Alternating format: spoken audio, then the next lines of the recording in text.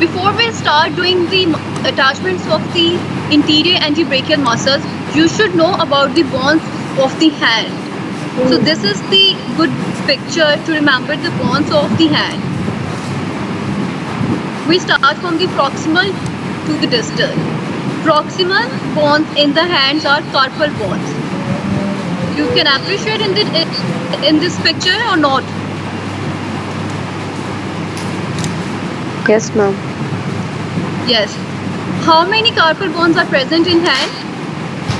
8 carpal bones. 8 carpal bones.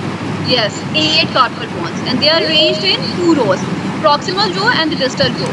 Distal to the carpal bones, we have metacarpal bones, which are shown in this diagram in brown color, right?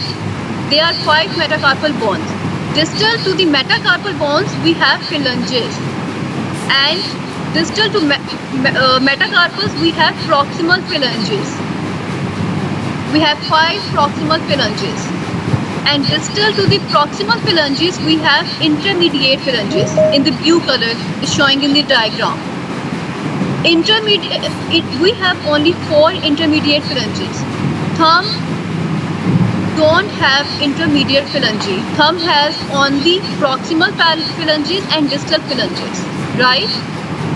And distal to the intermediate phalanges, we have distal phalanges. We have 5 distal phalanges.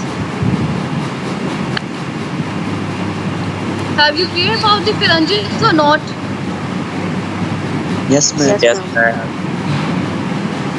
Thumb of the hand contain only 2 phalanges, which are proximal phalanges and distal phalanges. Thumb does not contain intermediate phalanges. So these are the bones of the hand you should remember for doing the attachments of the antebrachial muscles. Because the distal attachment or insertion of the muscles are on these bones. Now we will start doing the interior muscles of the forearm. We divide the forearm, which located between elbow and the wrist, into 2 compartments. Interior compartment and the posterior compartment. In today's lecture, we will discuss about the muscles and neurovascular structure of the interior compartment. So what is interior compartment and what is posterior compartment? Beta, the compartment or the muscles which are located interior or superior to the radius and ulna, these are interior compartment of forearm. While the muscles or neurovascular structure present below and deep to the radius and ulna, these are posterior compartment of the forearm, right? Yes, ma'am. Yes, ma'am. Now we will study about the muscles of forearm, which are present in the interior compartment or the anterolateral compartment. These are same, interior compartment or the anterolateral compartment of the forearm, also known as interior antebrachial compartment or interior antebrachial muscles of the interior compartment. We divide the muscles of interior compartment into 3 layers. We have superficial layer, we have intermediate layer, and we have deep layer of interior antebrachial muscle. In the superficial layer, we have pronator teres, flexor carpi ulnaris, palmaris longus, and flexor carpi radialis. We have 4 muscles in the superficial layer of the interior antebrachial muscles. The names of those are pronator teres, flexor carpi ulnaris, palmaris longus, and flexor carpi radialis. In the intermediate layer, we have the digitorum superficialis muscle. While in the deep layer, we have 3 muscles: flexor digitorum profundus, flexor pollicis longus, and pronator quadratus. So these are the muscles which are present in the superficial, intermediate, and deep layers of the interior antebrachial muscles. This is the diagram which is taken from your KLM. You can appreciate in this diagram, we start from medial to lateral. Medial most muscle is pronator teres muscle, the oblique muscle, the short muscle which start from the medial side of the forearm and ends on the lateral side of the forearm and present obliquely. This is pronator teres muscle. Ma'am Yes. Zoom the picture, zoom कर दें picture को, ये थोड़ा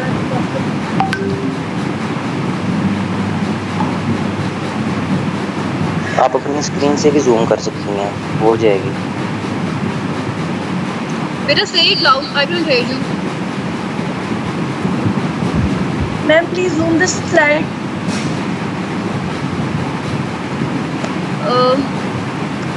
बेटा क्या कह रहे हैं, आपकी आवाज़ नहीं आ रही, ऊंचा बोलें।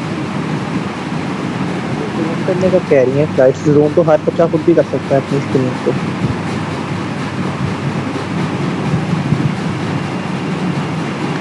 मुझे यहाँ पे शायद साउंड सिस्टम है, मुझे फिर आपकी समझ नहीं आई है।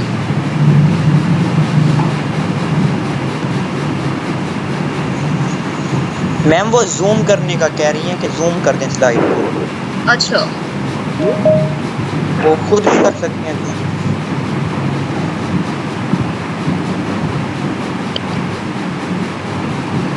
now okay?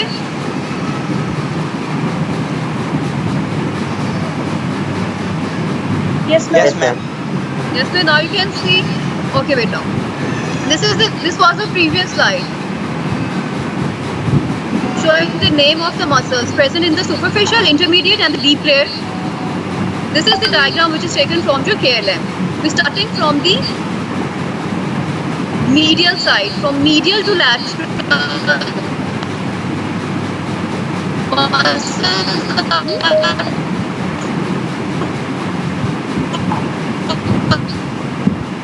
मैम आवाज नहीं आ रही।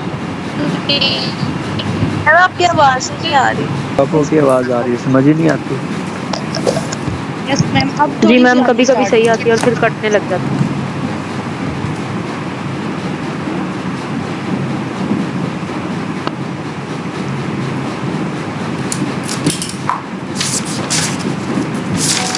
स्लाइड भी नहीं शो हो रही अब तो। अब आ रही है आपको आवाज की नहीं? बेटा मेरी तरफ से यहाँ से कोई मसला नहीं है। आई डोंट नो ये क्या इशू है।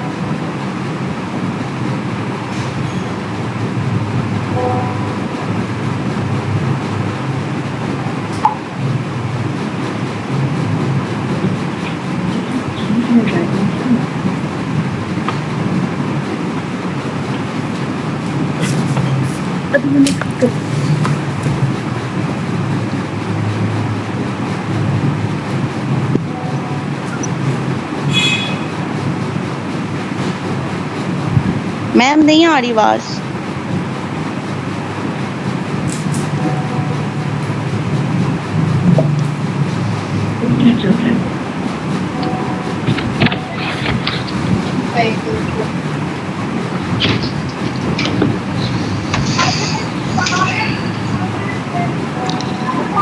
अब किसको आवाज नहीं आ रही? हमारी अब आ रही है आपकी आवाज। अब आ रही है। मैम आ रही है अब। और स्लाइड्स भी शो हो रही है। Yes ma'am. कौन से मसल कर रहे हैं बेटा अभी हम? Flexor कार्पी flexor कार्पी अल्नारिस। Yes, flexor कार्पी अल्नारिस muscle. बेटा ये मीडियल मोस्ट मसल होता है। पहले जो मसल थे वो प्रोनेटर टीरीज था, फ्लेक्सर कार्पी रेडियालिस मसल था और पामेरिस लॉन्गस मसल था। ठीक है, और अब हम फ्लेक्सर कार्पी अल्नारिस कर रहे थे। इसने इंसर्ट होना था पिसिफॉर्म पे, हुक ऑफ हेमेट पे और base of fifth metacarpal bone पे, और इसका एक्शन था कि इसने फ्लेक्शन करनी है और एडक्शन ऑफ द हैंड करना है, और इसकी नर्व सप्लाई आती है अल्नर नर्व से।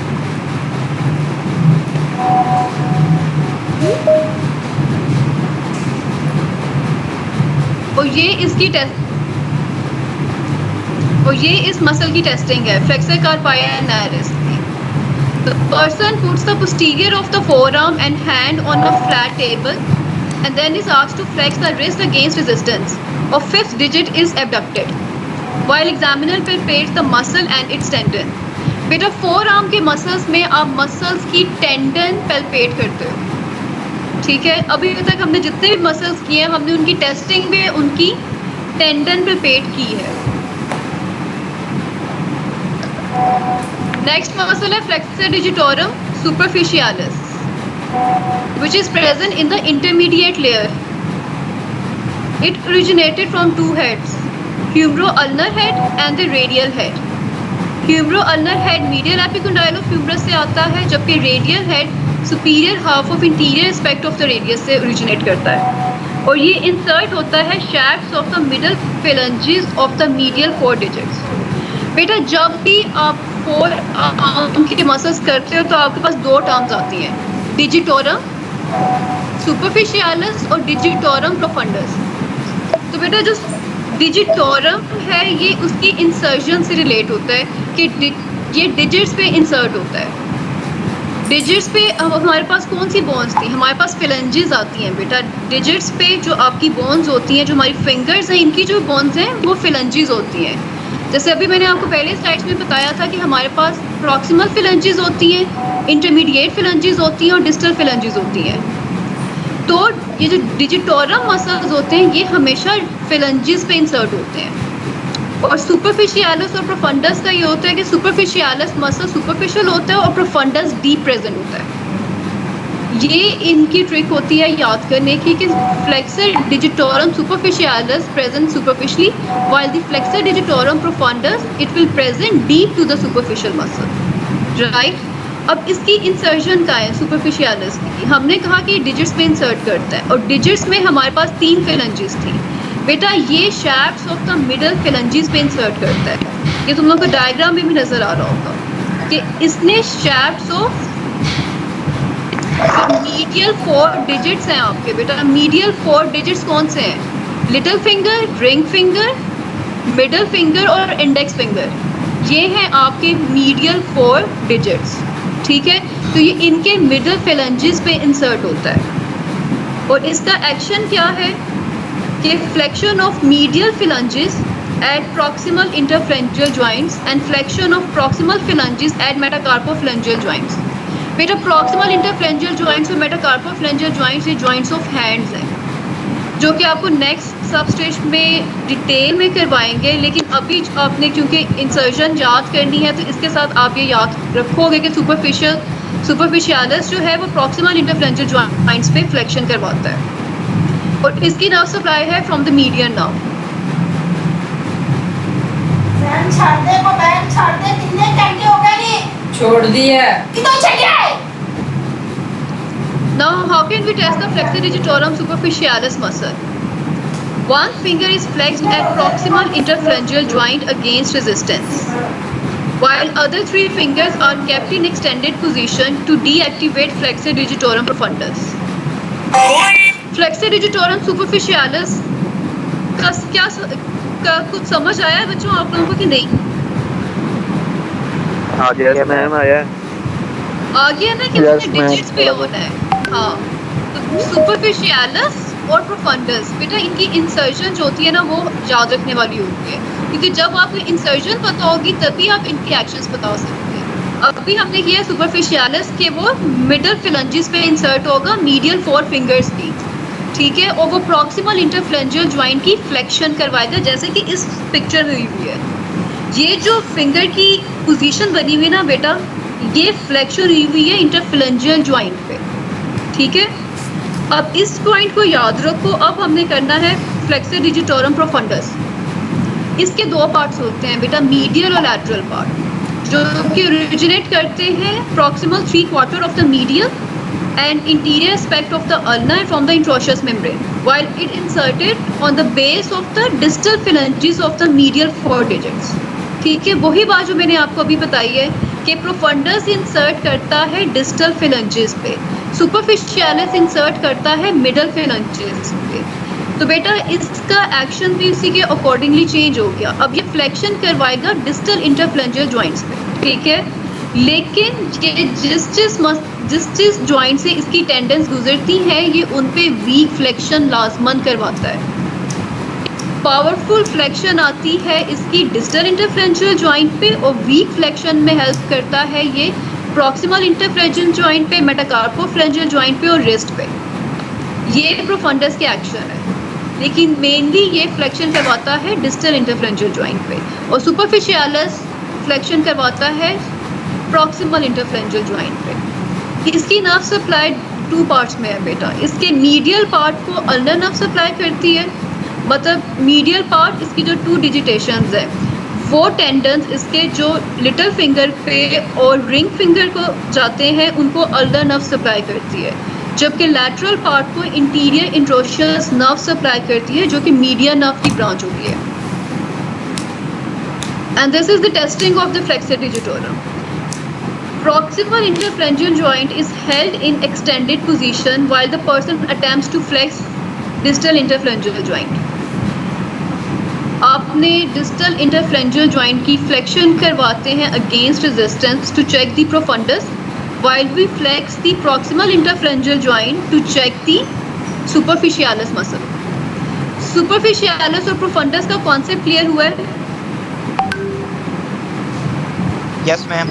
Yes ma'am. ठीक है, अब इसको कंफ्यूज नहीं करना सुपरफिशियलिस को और प्रोफंडस को। इनकी इंसर्शन डिफरेंट है इसलिए इनके एक्शन डिफरेंट है। ठीक है, अब नेक्स्ट हमने करने हैं डीप लेयर के मसल्स।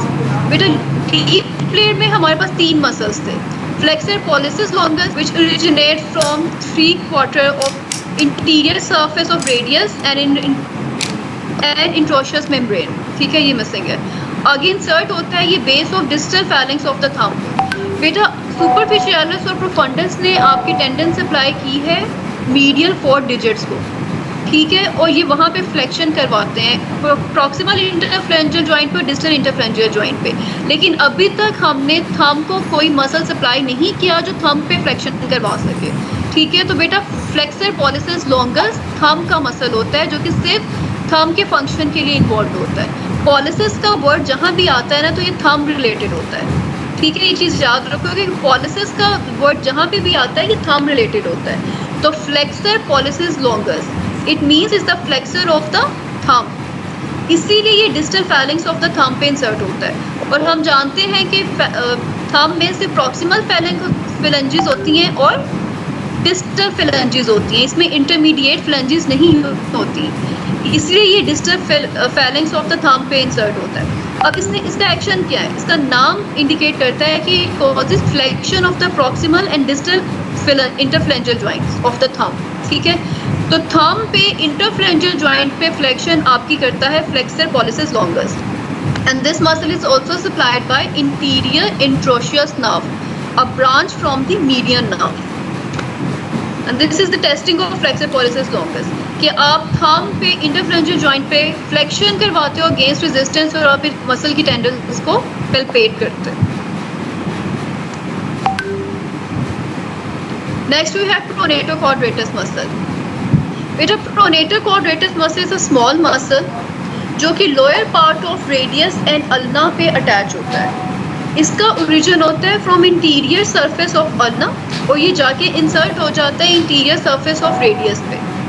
जैसे आपको डायग्राम में भी शो हुआ होगा, ये सिर्फ इतना सा ही छोटा मसल होता है और इसे सिर्फ बोन के साथ अटैच होता है आपके, जो अल्ना से स्टार्ट होता है एंड हॉरिजॉन्टली जाके आपके अटैच हो जाता है रेडियस के साथ। ठीक है, और इसके नाम से क्या पता लगता है कि बेटा इसका एक्शन क्या होगा? प्रोनेटर क्वाड्रेटस, प्रोनेशन ऑफ किसकी? फोर आर्म की। ठीक है, प्रोनेशन ऑफ रिस्ट तो नहीं होती ना, प्रोनेशन ऑफ फोर आर्म है। नर्व सप्लाई इसकी क्या है बेटे? एंटीरियर इंट्रोशियस नर्व, जो कि आपके पास मीडियन नर्व की ब्रांच होती है। ठीक है, इसको भी अभी हम डिटेल में करते हैं कि इंट्रोशियस नर्व की कितनी ब्रांचेस होती हैं। ये अब हमारे पास मसल्स जो है इंटीरियर कंपार्टमेंट के बेटा वो कंप्लीट हो गए हैं। सुपरफिशियल में 4 मसल थे, नाम बताओ जल्दी से, शाबाश। Pronator teres, flexor Pituitaris, flexor carpi radialis, palmaris longus, flexor carpi ulnaris, flexor digitalis. Palmaris longus. ठीक है, ये सुपरफिशियल लेयर के मसल है। इंटरमीडिएट लेयर में आपके पास कौन सा मसल आता है? Flexor digitorum, superficial. सुपरफिशियल। ठीक है, और डीप लेयर में कौन से मसल्स हैं? Flexor digitorum fundus, flexor pollicis longus, pronator quadratus. Yes, ठीक है, ये 3 मसल्स आते हैं जो आपके डीप लेयर के मसल्स हैं। बेटा नेक्स्ट अब हमने जल्दी से करनी है क्योंकि हमारे पास टाइम कम रह गया है।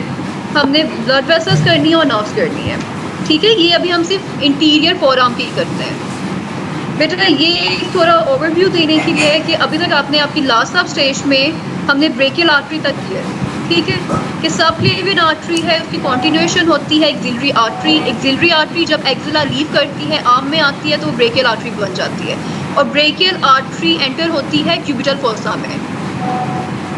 यहाँ तक तो किसी को कंफ्यूजन नहीं है ना? No ma'am. कि ब्रेकियल आर्टरी क्यूबिटल फोसा में एंटर होती है। और जब क्यूबिटल फोसा करवाया होगा तो लाजमन आप लोगों ने याद किया होगा कि ब्रेकियल आर्टरी की टर्मिनल ब्रांचेस आती हैं क्यूबिटल फोसा में। ठीक है, यस मैम। और वो टर्मिनल ब्रांचेस कौन सी थी? अल्नर और रेडी अल्नर आर्टरी कर रहे हैं हम, नाम नहीं बोलनी। अल्नर आर्टरी और रेडियल आर्टरी। अब मुझे बताओ कि मीडियल साइड पे कौन सी आर्टरी होगी? अल्नर।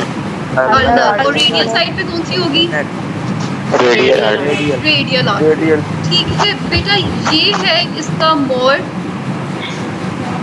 zoomed view. क्या अब इसमें देखो, ये सिर्फ फोरआर्म का बताया हुआ है।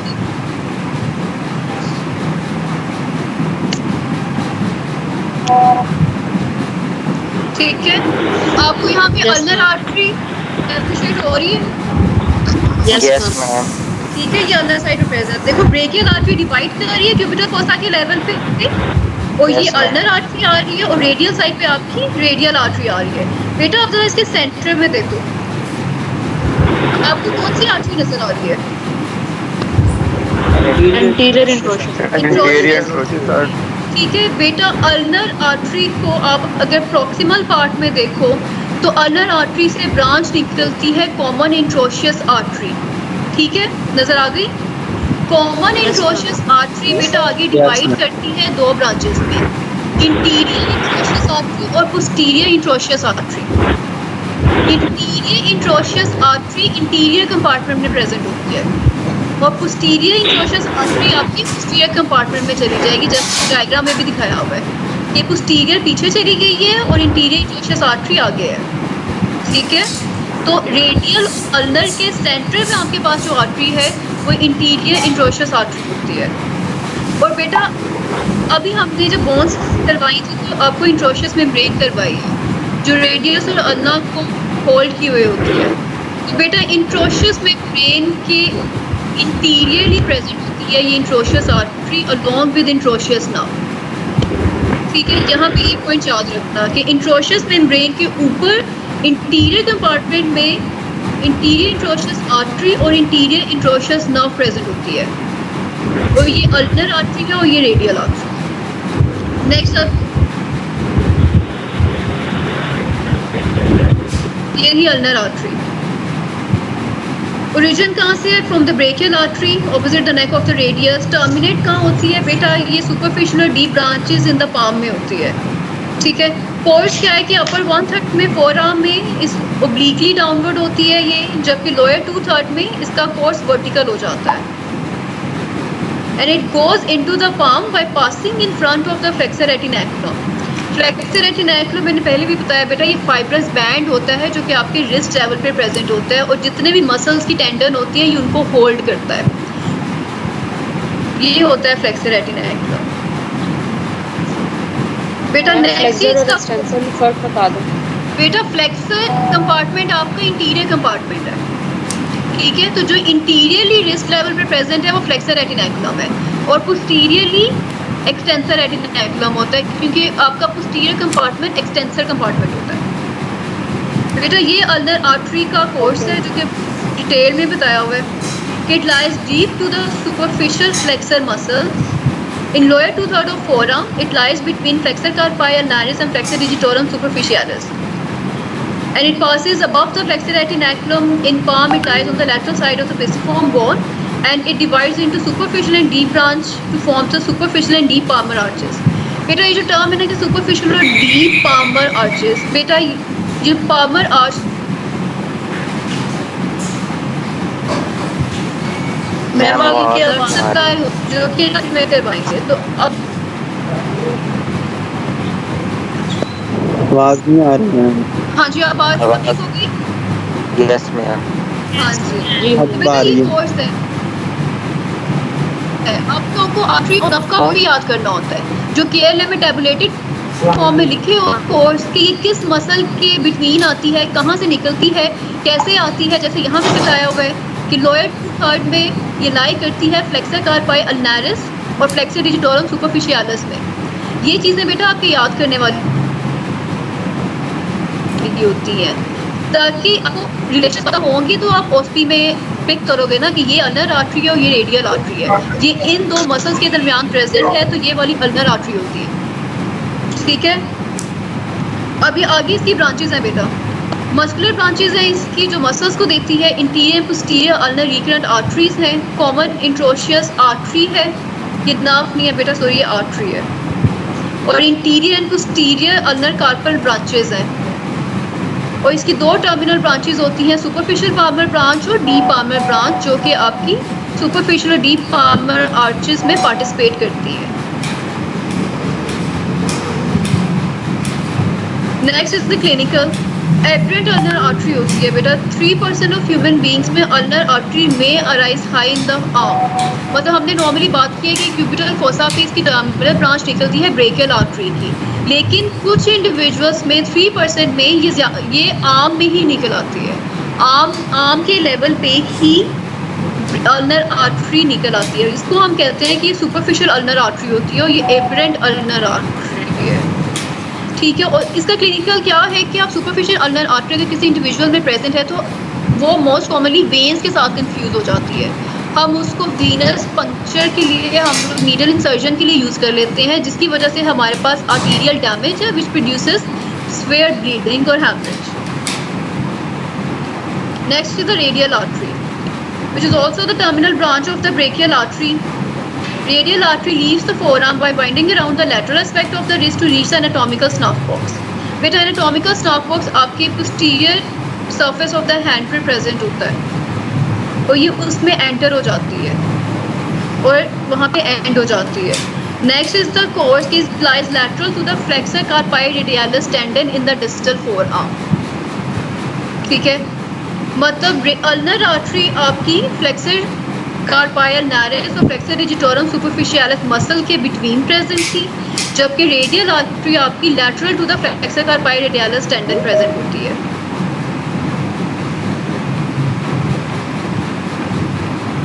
Next is the branches we have muscular branches, we have radial recurrent artery and palmar and dorsal carpal branches. बेटा ये सारी ब्रांचेस हैं जो कि आर्टीरियल एनास्टोमोसिस में, रिस्ट एनास्टोमोसिस में और मस्कुलर ब्रांचेस जो मसल्स को प्रोवाइड कर रही होती हैं। और रेडियल आर्टरी का क्लिनिकल बेटा ये है कि आप रेडियल आर्टरी पल्पेट करते हैं। जैसे यहाँ पे पिक्चर में शो हुई है कि जब भी आप फिजिशियन के पास और डॉक्टर के पास जाते हैं तो वो जो आपकी नब्ज चेक करता है आपका हाथ पकड़ के वो बेसिकली आपकी रेडियल आर्टरी जो होती है ना वो पल्पेट कर रहा होता है। ठीक है, यस और वो कहाँ पे पेट करता है? लेटरल जो है बॉर्डर ऑफ रेडियस पे वो आपको करता है, डिस्टल पार्ट ऑफ रेडियस पे। अपनी अपनी रेडियल आर्टरी पल्पेट करो, तुम लोगों को पल्पेट हो जाएगी।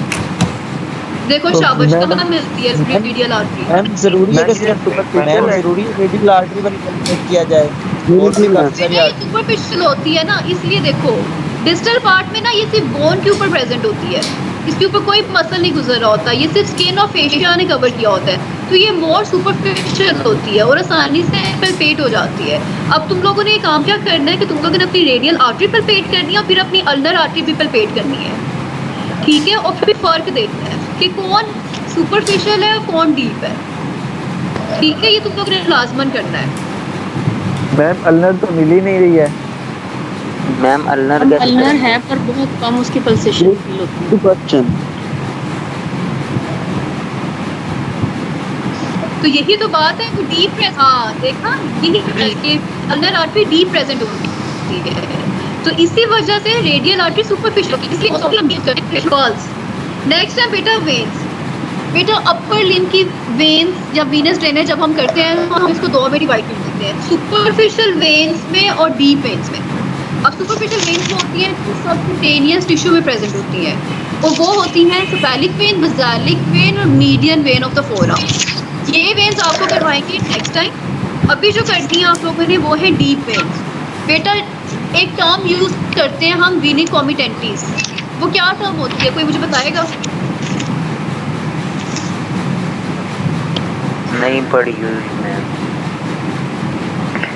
बेटा बेसालिक वेन जो है वो वीनी कॉमिटेंटिस से मिल के ऊपर जाके सब क्लेवियन वेन बना देती है।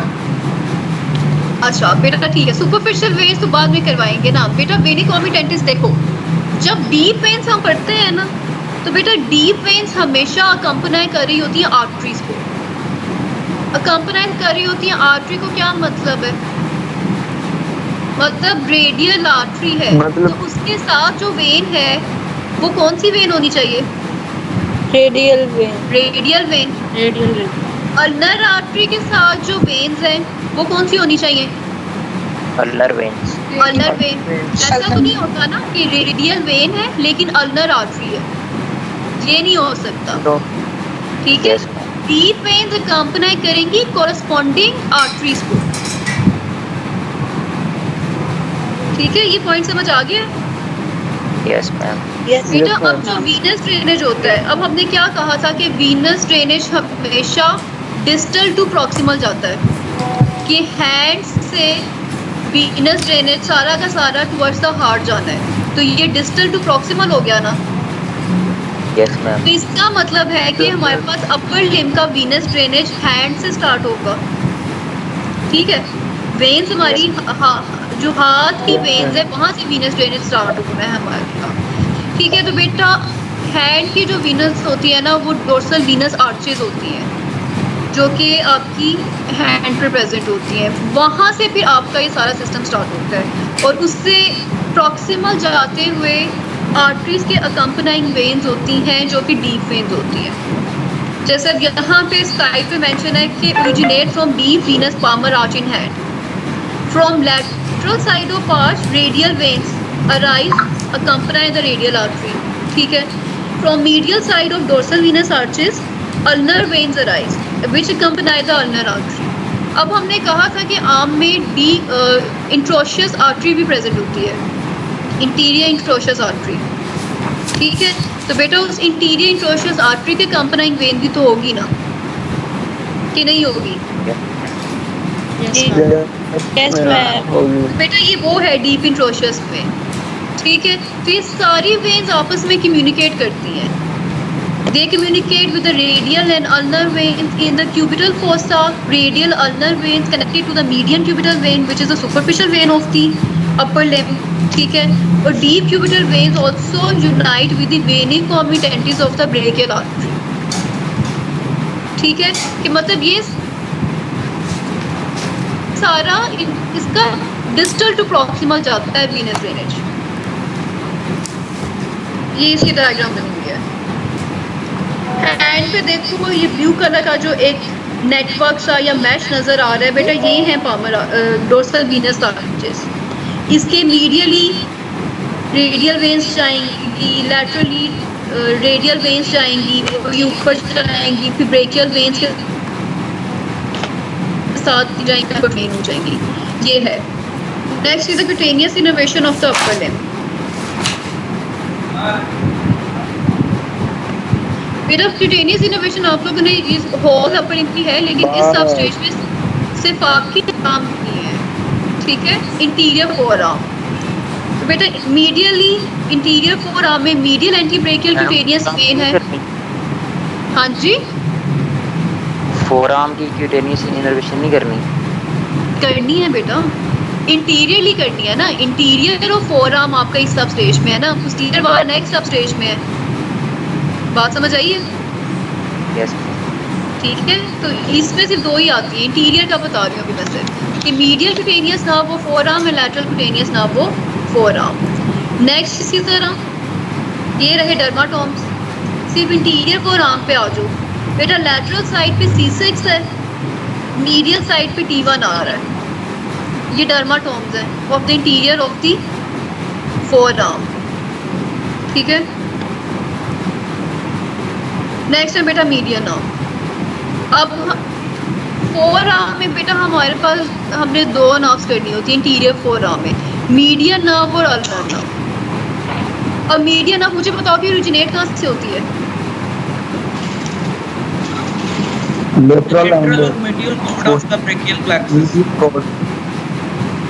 हाँ जी, yes, from the brachial plexus. ठीक है, ब्रेकियल प्लेक्सस तुम लोग ने इतना डिटेल दिया, एग्जैक्टली। तो ये मीडियन नर्व ओरिजिनेट हो रही है ब्रेकियल प्लेक्सस से। अब इसका कोर्स क्या है? अब हमने इसका बेटा ये जो कोर्स लिखा हुआ है ना, ये मैंने सिर्फ फोर आर्म का लिखा है। ठीक है, जो आर्म का और एक्सिला वगैरह के वो आप लोग पहले कर चुके हैं, तो ये कंफ्यूज नहीं करना। कोर्स अब ये क्यूबिटल फोसा के जब कंटेंट्स आती हैं तुम लोगों ने याद किया है कि उसमें मीडियन नर्व प्रेजेंट होती है ना median nerve. Yes ma'am yes ma'am, ठीक है। अब क्यूबिटल फोसा तक मीडियन नर्व है। ठीक है, अब मीडियन नर्व एग्जिट करती है bye passing between the to heads of pronator teres muscle. ठीक है, प्रोनेटर टीरिस मसल के सेंटर से जो नर्व बाहर निकल रही होती है ना, फोर आर्म में जा रही होती है बेटा, वो मीडियन नर्व होती है। ठीक है, it runs deep to the palmaris longus muscle and it passes deep to the flexor retinaculum. अब इसकी डिस्ट्रीब्यूशन क्या है? डिस्ट्रीब्यूशन बेटा होती है कि ये कौन सी ब्रांचेस देती है और किन किन चीज़ों को ये सप्लाई करती है। बिल्कुल उसी तरह जैसे आर्टरीज की थी बेटा, इसने मस्कुलर ब्रांचेस देनी है। ये फ्लेक्सर्स और फोर आर्म को सप्लाई करती है, लेकिन ये सिर्फ 1.5 मसल को सप्लाई नहीं करती। और वो 1.5 मसल कौन सा है? वो है फ्लेक्सर कार्पाई अल्नारिस और ulnar half of flexor digitorum profundis. ठीक है, ये याद कर लो कि फ्लेक्सर कार्पाई अल्नारिस और ulnar half of flexor digitorum profundus को मीडियन नर्व सप्लाई नहीं करती, उनको अल्नर नर्व ने सप्लाई करना, और बाकी तमाम मसल्स को हमारे पास मीडियन नर्व सप्लाई करती है। ओके, नेक्स्ट है आर्टिकुलर ब्रांचेस जो कि एल्बो जॉइंट को जाएंगी। Palmar cutaneous branch. बेटा क्यूटेनियस ब्रांच क्या होती है? क्यूटेनियस से क्या चीज़ समझ आती है? स्किन को जो जा रही है, स्किन को तो जा रही है। ठीक है, तो ये अब पिक्चर में देखो, डायग्राम पिक्चर शो हुई हुई है, ये देखो बेटा। हैंड पे लैटरल 3.5 फिंगर को जो सप्लाई जाती है वो मीडियन नर्व करती है। ठीक है, ये स्किन की बात हो रही है सिर्फ। और नेक्स्ट इसकी ब्रांच आती है इंटीरियर इंट्रोशियस नर्व। अब इंटीरियर इंट्रोशियस नर्व को देखो, हमने पहले ही बात की है कि ये मीडियन नर्व से ओरिजिनेट होती है और ये interior surface of the interosseous membrane पे प्रेजेंट होती है। ये मैंने पहले भी बताया है कि इंट्रोशियस मेम्ब्रेन के ऊपर इंटीरियर इंट्रोशियस आर्टरी होती है और इंटीरियर इंट्रोशियस नर्व पड़ी हुई होती है, तो इसमें कंफ्यूज नहीं करना, और ये हमेशा डीप होती हैं दोनों। It ends on the anterior surface of the carpus. Branches anterior interosseous nerve ये मस्कुलर ब्रांचेस देती है, ये फ्लेक्सर पॉलिसिस लॉन्गस को सप्लाई करती है, प्रोनेटर क्वाड्रेटस को, and lateral half of the flexor digitorum profundus को सप्लाई करती है, और ये आर्टिकुलर ब्रांचेस देती है रिस्ट को और डिस्टल रेडियो अल्नर ज्वाइंट को। बेटा नेक्स्ट इसकी इंजरी है कि मीडियन नर्व की अगर इंजरी होती है एल्बो लेवल पे, तो बेटा हमारे पास क्या क्या डिफॉर्मिटीज़ आएंगी। अब हमने बात कर ली कि ये तमाम फ्लेक्सर्स को सप्लाई करती है सिवाय 1.5 मसल के। तो अगर एल्बो लेवल पे बेटा इसकी इंजरी आती है, तो सबसे पहले तो हमारे पास मोसेक्शन ऑफ इंडेक्स एंड मिडल। ठीक है, when the patient tends to make a fist, index and middle finger tends to remain straight while the ring and little finger weakly flex. अब इसकी कॉज क्या थी कि flexor digitorum superficialis and lateral half profundis. Ma'am आपकी आवाज cut रही है। सही आ रही है यार, आपके नेट का इशू होगा। सही आ रही। अच्छा, अब ठीक आ जाएगी आपको आवाज़। ठीक है बेटा, मीडियन नर्व ने सप्लाई करना था सुपरफिशियलिस को और लैटरल हाफ ऑफ प्रोफंडस को, और हमने कहा था कि सुपरफिशियलिस और प्रोफंडस इंटरफेरेंजियल जॉइंट्स की फ्लेक्शन करवाते हैं। तो बेटा फिस्ट बनाओ। फिस्ट पता है ना क्या होती है? Yes ma'am. यस हाँ, फिस्ट बनाओ जरा। तुम लोगों की इंटरफेरेंजियल जॉइंट पे फ्लेक्शन होती है तो फिस्ट बनती है ना?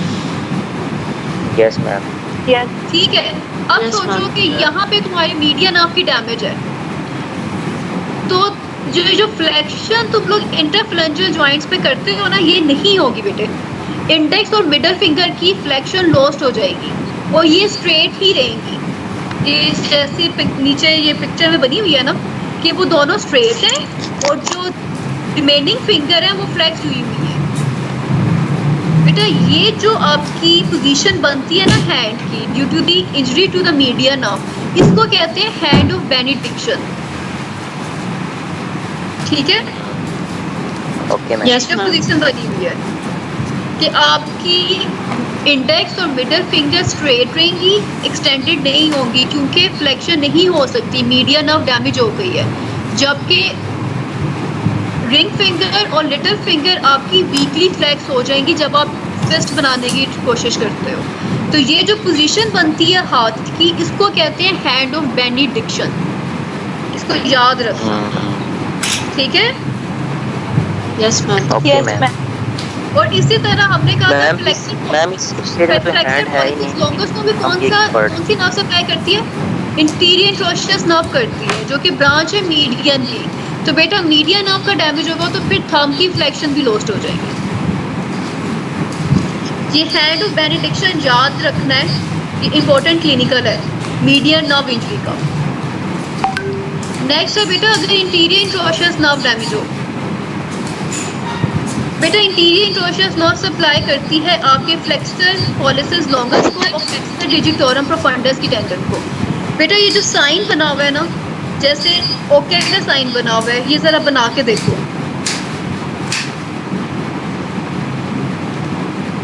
Yes ma'am. कौन सा बना है तुम लोगों का, नॉर्मल वाला या एब्नॉर्मल वाला? पर नॉर्मल। Normal normal. नॉर्मल वाला बना है ना? क्यों बना है?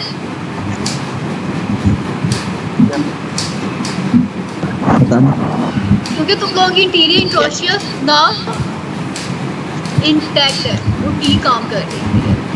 ठीक है? अगर नॉर्मल होते तो बेटा ये ओके साइन बनता है आपका, नॉर्मल ओके साइन। लेकिन अगर इंटीरियर इंट्रोशियस नर्व डैमेज है तो इंटीरियर इंट्रोशियस सिंड्रोम हो जाता है, जिसमें नॉर्मल पिंच साइन बनता है। ये दूसरी पिक्चर देखो, इन दोनों में फर्क है ना? Yes ma'am. है ना? ये पिंच साइन है बेटा। ये पिंच साइन क्यों बना है? क्योंकि प्रोफंडस ने डिस्टल इंटरफेरेंजियल जॉइंट पे फ्लेक्शन करवानी थी, लेकिन नर्व डैमेज की वजह से वो उसकी पैरालिसिस हो गई, तो डिस्टल इंटरफेरेंजियल जॉइंट पे फ्लेक्शन नहीं हुई। ठीक है? इस वजह से पिंच साइन बनता है। तो ये normal okay sign and abnormal pinch sign, ये एक पिक्चर अपने माइंड में रखनी है। इंटीरियर इंट्रोशियस सिंड्रोम ये होता है। नेक्स्ट ये रहा प्रोनेटर सिंड्रोम। बेटा प्रोनेटर टीरीज मसल के हेड में से कौन सी नर्व निकलती है? मीडियन नर्व मीडियन नर्व निकलती है। तो बेटा अगर किसी वजह से, कोई मसल इंजरी की वजह से या एल्बो इंजरी की वजह से या हाइपरट्रोफी ऑफ मसल्स की वजह से अगर प्रोनेटर टीरीज मसल्स के हेड के दरमियान में कंप्रेशन हो जाता है मीडियन नर्व का, तो बेटा प्रॉक्सिमल पार्ट ऑफ फोरआर्म पे पेन आती है। ये जैसे डायग्राम शो कर रही है, प्रॉक्सिमल पार्ट ऑफ फोरआर्म पे पेन आती है और हैंड की स्किन पे आपके पास हाइपोस्थीसिया आता है और पैरेस्थीसिया आता है। बेटा ये जो टर्म्स है ना, हाइपोस्थीसिया और पैरेस्थीसिया, बेटा पैरेस्थीसिया तो होती है एबनॉर्मल सेंसेशन। एबनॉर्मल सेंसेशन मतलब कि नर्वनेस और टिंगलिंग। अब हम एक टर्म यूज करते हैं नॉर्मली कि हमारा हाथ सो गया है, करते हो ना ये टर्म Yes, यूज? हाँ, तो Yes, जब ma'am. वो होता है तो वो क्या हो जाता है? नम हो जाता है, सुन्न हो जाता है, तो वो नमनेस है। टिंगलिंग क्या है, उसमें सुइयां चुभती हैं, ऐसा ही होता है ना। हाँ, तो ये है नमनेस और टिंगलिंग सेंसेशन जो कि पैरेस्थीसिया में आती है, ये नॉर्मल है। और हाइपोस्थीसिया में होता है कि इसमें सेंसेशन कम हो जाती है। हाइपो का मतलब होता है कि सेंसेशन कम हो गई है, ठीक है। तो ये होती है प्रोनेटेड टीरीज में अगर आपके पास कंप्रेशन होती है मीडियन नर्व की। नेक्स्ट है बेटा अल्नर नर्व। अल्नर नर्व भी ब्रेकियल प्लेक्सस से ओरिजिनेट करती है। ये एंटर होती है फोरआर्म में by passing between the heads of flexor carpi ulnaris, ठीक है। वो प्रोनेटेड टीरीज के हेड्स के बिटवीन पास होती है और ये heads of flexor carpi ulnaris से आती है। इसकी डिस्ट्रीब्यूशन क्या है, ये मस्कुलर ब्रांचेस देती है और आर्टिकुलर ब्रांचेस देती है और फार्मर और डोर्सल क्यूटेनियस ब्रांचेस दे रही होती है। लेकिन ये इसकी क्यूटेनियस ब्रांच मीडियल 1.5 फिंगर पे जाती है। ये देख लो, हाथ बना हुआ है, ये इसकी सप्लाई बताई हुई है ब्लू एरिया के मीडियल 1.5 फिंगर पे। और ये इसका क्लिनिकल है बेटा। अल्नर नर्व मीडियल एपिकोंडाइल के बिलो प्रेजेंट होती है, उसके नीचे से पास करती है। ये चीज़ पता होगी लाजमन तौर पे आपको, क्योंकि आप लोगों ने लोअर एंडोफ्यूमरस किया हुआ है। तो बेटा अगर मीडियल एपिकोंडाइल पे फ्रैक्चर होता है ना, तो injury to the ulnar nerve होती है। इसमें क्या होता है कि इसमें सबसे पहले तो बेटा मसल पैरालिसिस आएगा। मसल पैरालिसिस क्या है कि फ्लेक्सर कार्पाई अल्नरिस और ulnar half of flexor digitorum profundis paralyse हो जाएंगे, ये अपने एक्शन करना छोड़ देंगे, ठीक है। तो जब ये इनके एक्शन नहीं होंगे तो हमारे पास flexion at the little and ring finger वो लॉस्ट हो जाएगी और बाकी ये सेंसरी लॉस देगी, जो क्यूटेनियस सप्लाई थी वो भी डैमेज हो जाएगी हमारे पास। नेक्स्ट आता है इसका क्यूबिटल टनल सिंड्रोम। बेटा ये जो डायग्राम बनी हुई है ना, फ्लेक्सर कार्पाई अल्नरिस के जो दो हेड है, ह्यूमरल हेड और अल्नर हेड, इनके बिटवीन टेंडिनस आर्च बनती है जिसके बिटवीन अल्नर नर्व पास करती है। तो बेटा अगर इस टेंडिनस आर्च को हम कह रहे होते हैं क्यूबिटल टनल, अगर इस लेवल पे अल्नर नर्व की कंप्रेशन हो जाती है तो वो होती है क्यूबिटल टनल सिंड्रोम, जिसके सेम साइंस एंड सिम्टम्स वही आते हैं कि मसल पैरालिसिस हो जाएगी, क्यूटेनियस सेंसेशन लॉस हो जाएगा अल्नर नर्व की साइड पे। तो ये होता है क्यूबिटल टनल सिंड्रोम। तो क्यूबिटल टनल क्या है, tendinous arch form between the two heads of the flexor carpi ulnaris muscle. This is all for today's lecture. Attendance की शेयर हो गया आपको? यस मैम, हो गई है। सॉरी। Excuse me ma'am. जी बेटे। मैम आपने पैरास्थीसिया और हाइपरपैरास्थीसिया बताया था, वो दोबारा बता दूँगा।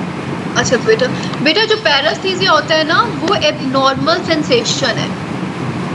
ह्यूमन बॉडी की नॉर्मल सेंसेशन क्या होती है? सेंसेशंस हैं क्या बेसिकली? किसको लेते हो? Heat, cold, temperature, pain, vibrations, ये हैं सेंसेशंस आपकी जो स्किन आपकी फील कर सकती है।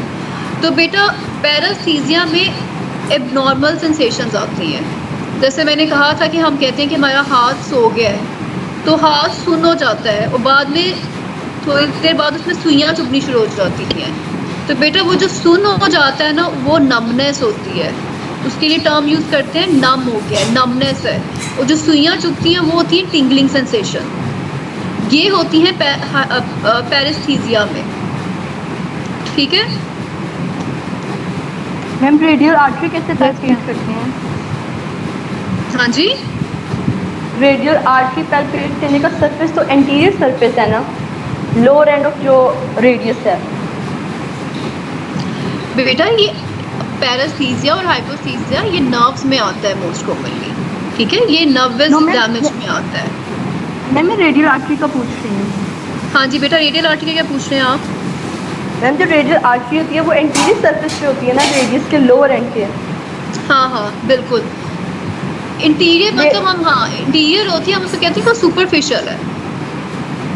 ओके मैम, आपने लेटरल कहा था ना, मैं इसलिए पूछ रही हूँ। मैम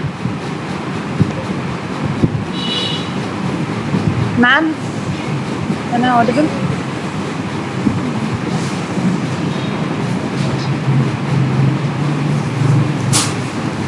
नहीं नहीं बेटे